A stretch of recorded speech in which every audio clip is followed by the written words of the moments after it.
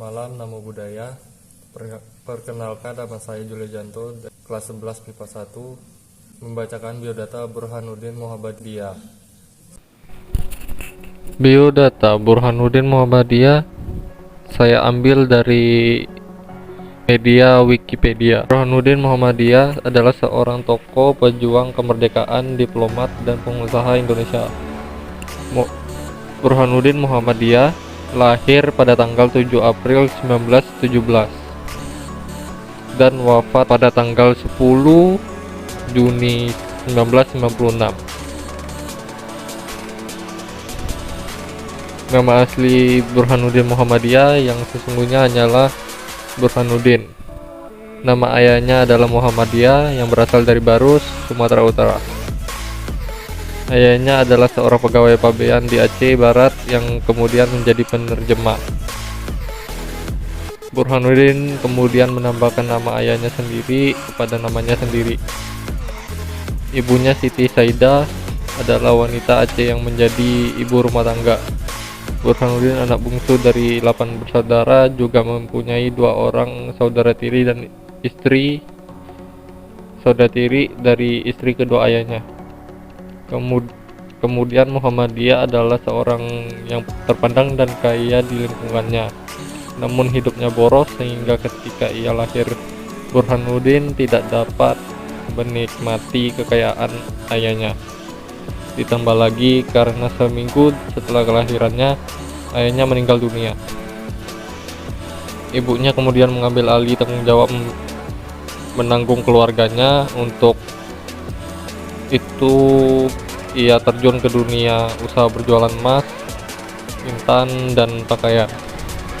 Namun 8 tahun kemudian Siti Saidah pun berpulang, sehingga Burhanuddin diasuh oleh kakak perempuannya Siti Safsa. Burhanuddin belajar di HIS, kemudian melanjutkan ke Taman Siswa di Medan.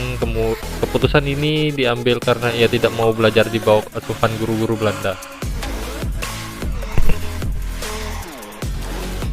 Pada usia 17 tahun, Burhanuddin berangkat ke Jakarta dan belajar di Kesatrian Institut yang dipimpin oleh Dr.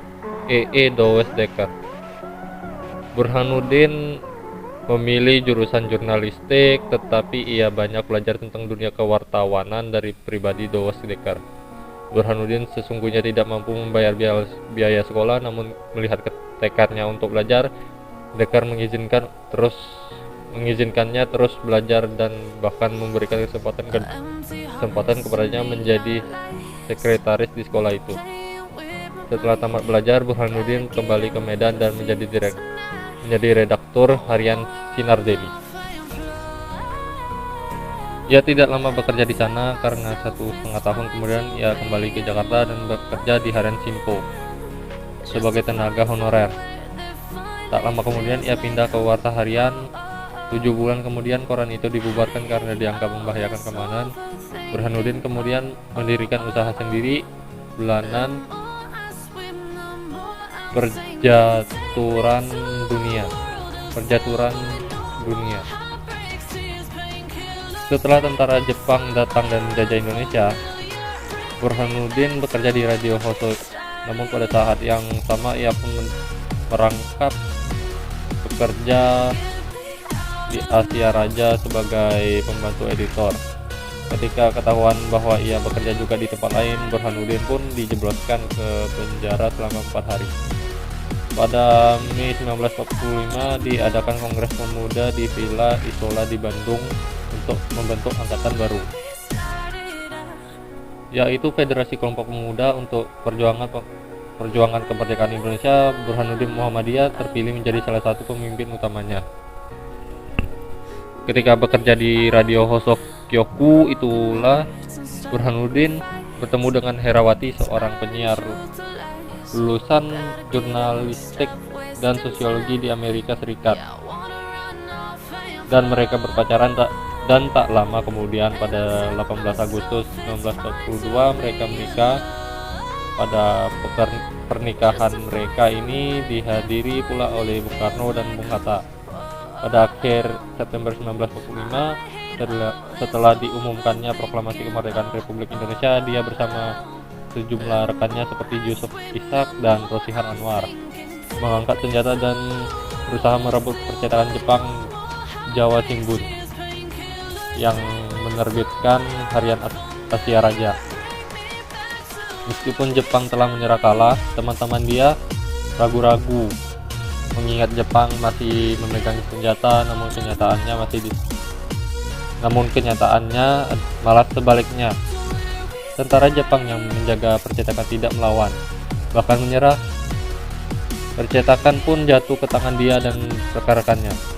Pada 1 Oktober 1945, Burhanuddin Muhammadiyah mendirikan Harian Merdeka.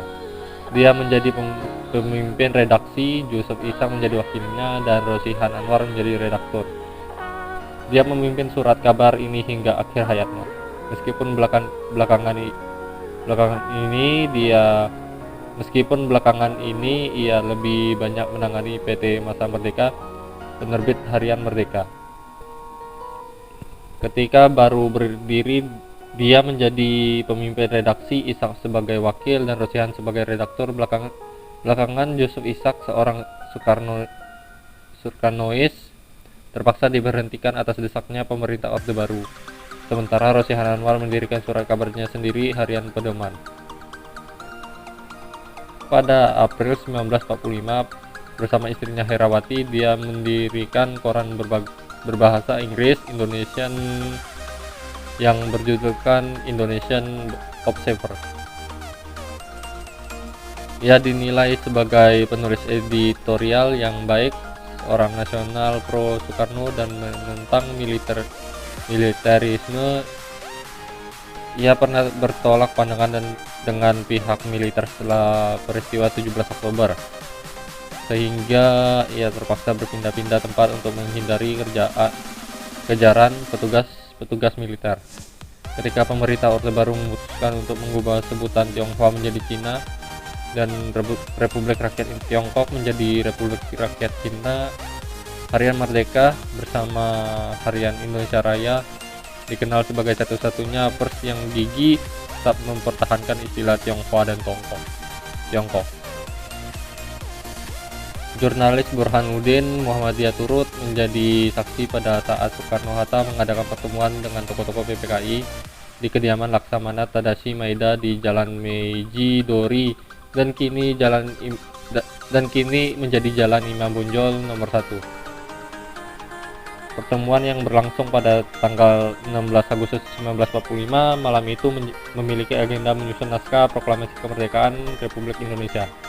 Pada saat Muhammad Hatta, dan Ahmad Subajo menyusun draft proklamasi, Burhanuddin Muhammadiyah, para aktivis dan para pemuda lain menunggu di ruang tengah rumah Laksamana Maeda. Kemudian ketika draft tersebut telah disetujui para wakil pemuda dan anggota PPKI yang hadir, Soekarno meminta Sayuti Melek untuk mengetik naskah tersebut. Soekarno awalnya menulis draft teks proklamasi pada selembar kertas putih berukuran panjang 25,8 cm, lebar 21,3 cm, dan tebal 0,5 mm. Kertas itu disobek dari sebuah buku kecil. Setelah diutak-atik oleh Soekarno-Hatta dan sejumlah tokoh PPKI, akhirnya jadilah sebuah draft teks proklamasi yang akan dibacakan keesokan harinya. Soekarno menyerahkan secarik kertas tersebut ke Sayuti Melek untuk ditulis ulang menggunakan mesin ketik.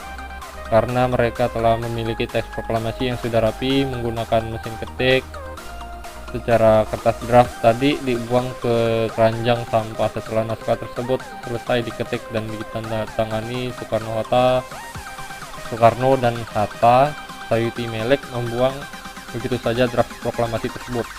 Mengutip dari buku biografi Burhanuddin Muhammadiyah tersebut, setelah naskah tersebut disalin oleh Sayuti Melek, naskah tersebut dibuang ke tempat sampah begitu saja, ungkap Burhanuddin Muhammadiyah dalam buku biografi berjudul Butir-Butir Padi Burhanuddin Muhammadiyah. tokoh sejarah yang menghati zaman. Rupanya naluri jurnalistik Burhanuddin Muhammadiyah bekerja. Beberapa saat setelahnya ia mengambil draft teks proklamasi itu dari keranjang sampah dan menyimpannya. Secarik kertas tersebut tampak sudah tidak bagus lagi kondisinya.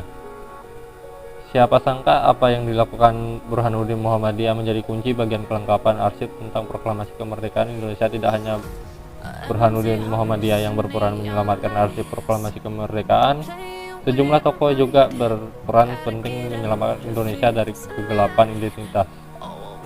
Tanpa teks, foto, video, dan audio tentang acara itu, kita tidak memiliki bukti otentik bahwa kemerdekaan bangsa Indonesia pernah diproklamasikan.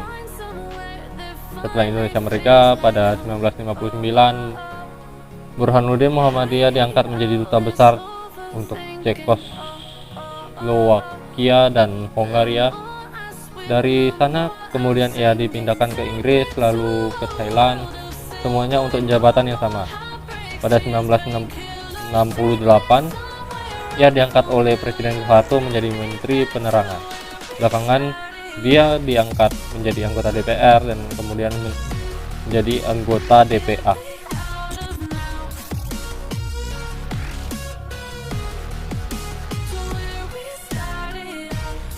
Pada usia tuanya, dia mendirikan sebuah hotel di Jakarta, Hyatt Arya Duta. Di tempat yang dulunya merupakan rumah orang tua Herawati, jabatan terakhir yang dipegangnya adalah sebagai Presiden Direktur PT Masa Merdeka dan Wakil Pemimpin PT Hotel Perapatan Jakarta. BM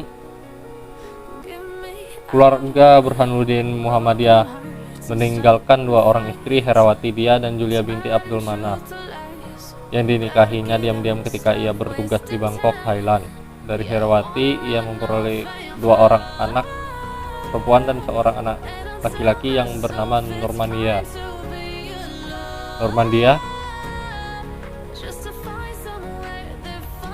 Sementara dari istri keduanya ia memperoleh dua orang anak laki-laki dan perempuan. Ia menghembuskan nafas terakhirnya di tanggal 10 Juni 1956 dan dimakamkan di Taman Makam Pahlawan Kalibata. Penghargaan karena perjuangan dan jasa-jasanya bagi negara, dia dianugerahi tanda-tanda penghargaan berikut. Yang pertama, bintang Mahaputra Utama dari Presiden Soeharto pada tanggal 10 Mei 1978. Yang kedua, piagam penghargaan dan medali perjuangan Angkatan 45 dari Dewan Harian Nasional Angkatan 45 pada tanggal 17 Agustus 1995.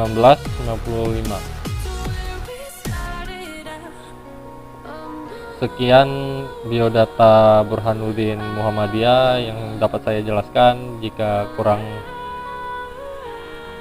kurang lengkap atau salah kata, mohon dimaafkan. Terima kasih.